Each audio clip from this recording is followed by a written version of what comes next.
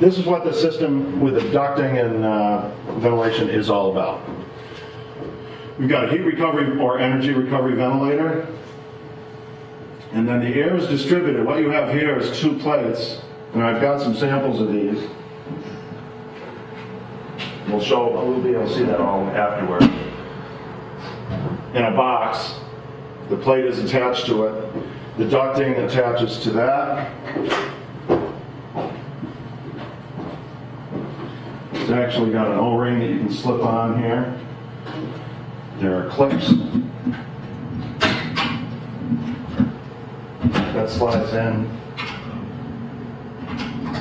Clips in place, so the O-ring would be on there. And that's connected.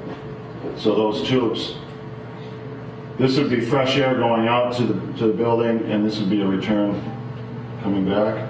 So you'd have your fresh air going through a noise attenuator to the distribution box, through your manifold, and then out to the house, and then you have register boxes, just the same way. Clip system. This box is mounted in the wall or the ceiling, and then the duct is clipped in the same way. All O-ring sealed on both ends, all home runs, and zero air leakage. Whereas a conventional American-made ducting system, by statistically, has 20 to 30% leakage. So no leakage with this system.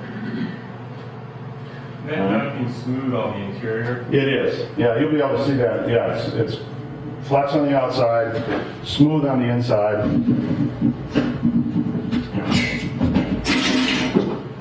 Yeah. And short pieces don't bend real well, but they do have a fairly tight bend circumference, so you can put corners without a problem. And the actual advantage is you don't have to put 90-degree bends in necessarily. You can have smooth turns in the ducting, which is better for airflow. And all meant to be run inside the thermal envelope, right? Oh yeah. I mean, yeah. This is no different than any other ventilation system. Everything should be within the envelope. Yeah. And then what you would have on this side would be an air 6-inch on this one, a 6-inch duct that goes to the outside, and you have return air, the fresh air coming in and the return through the walls outside, which is insulated ducts for that. We'll talk more about that. What's that photograph of?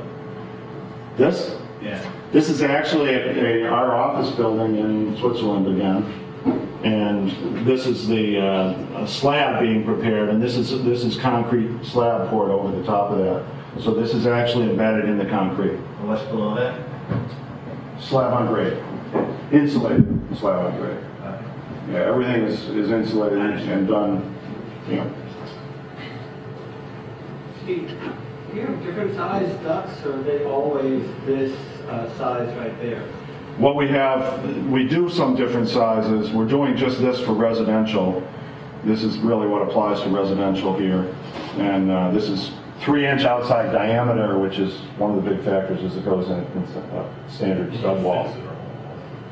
Somebody earlier asked about retrofit, and we're finding that we've got several projects going on that are already installed, and the feedback is, oh, this stuff's great, because it feeds in and you don't have to tear an entire wall out. You can put a little hole and feed it through and get it to where you have to go, and it makes retrofitting a project much, much easier. It's a fish duct.